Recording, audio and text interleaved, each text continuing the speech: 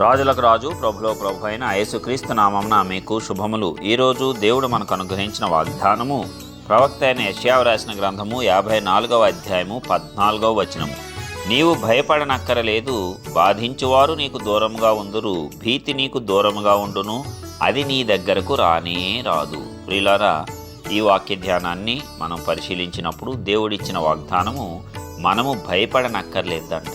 బాధించువారు మనకు దూరముగా ఉంటారు, భీతి నీకు దూరముగా ఉంటుంది, అది నీ దగ్గరకు రానే రాదు. ఎందుకంటే ఆయన బలమైన హస్తముతో, ఆ యొక్క చేతి నీడతో ఆయన మనలను కప్పుతూ ఉన్నాడు. కాబట్టి ఏ రీతిగా కూడా ఎలాంటి భయము మనకు ఉండవలసినటువంటి అవసరము లేనే లేదు. అపవాది అనేక రకమైనటువంటి భయాలు మనకు కలుగజేస్తాడు. పరిస్థితులు, మనుష్యులు, మనల్ని బాధిస్తూ ఉన్నవారు మనకు భయాలను కలిగిస్తారు.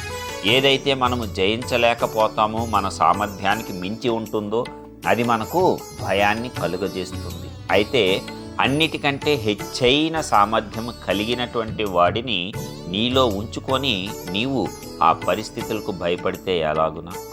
అందుకే సమస్తమును మనకు లోబర్చిన వాని శక్తిని మనం ఉపయోగించాలి. సమస్తాన్ని లోపరిచేశాడంట. ఆఖరి శత్రువైన మరణం మీద కూడా మనకు అధికారాన్ని ఇచ్చేశాడు. అపవాది మీద మరి నిశ్చయముగా అధికారం ఇచ్చాడు కదా.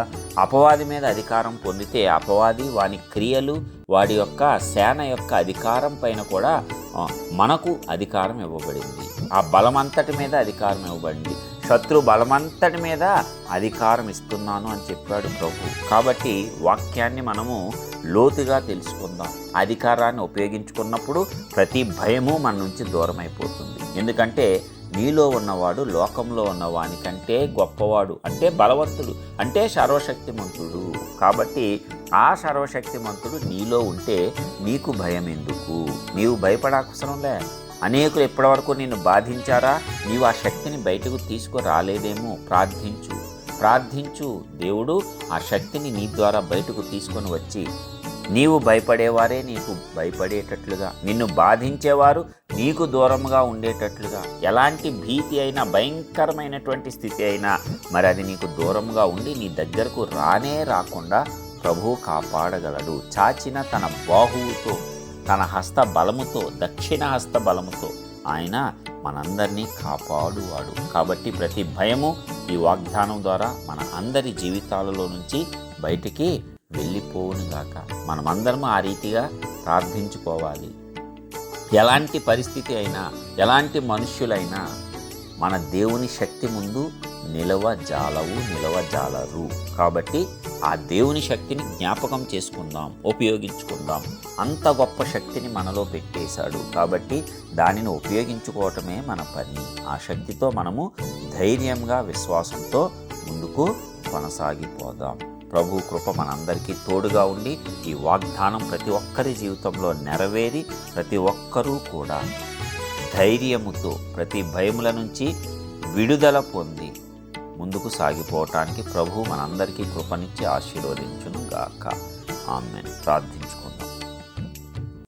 సర్వోన్నతుడా, గొప్ప దేవ, ప్రియ పరలోకపు తండ్రి, సర్వశక్తిమంతుడైన దేవ, నీ ఘనమైన శ్రేష్టమైన నామానికి వందనాలు చెల్లిస్తున్నాం. ఇదిగో అద్భుతమైన రీతిలో ఇప్పటివరకు కాచి కాపాడిన విధానమును బట్టి నీకే వందనాలు తండ్రి. మరి ఇదిగో నీకంటే గొప్ప దేవుడు ఎవరూ లేరు అని మేము నమ్ముచున్నాం, విశ్వసిస్తూ ఉన్నాం. కాబట్టి నాయనా, మరి నీవు చేసేటువంటి ప్రతి క్రియ అద్భుతమే, ఆశ్చర్యమే. మరి నీవు ఇచ్చినటువంటి ప్రతి వాగ్దానము కూడా అద్భుతంగా, ఆశ్చర్యకరంగా మా జీవితాల్లో నెరవేరి తీరాల్సిందే.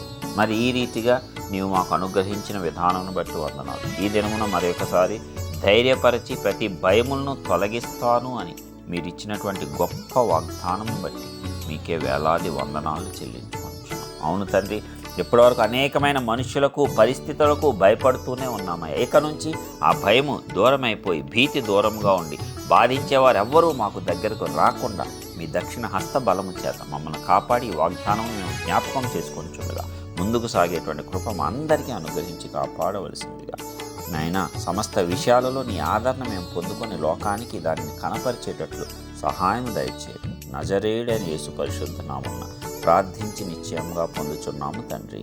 ఆమేన్.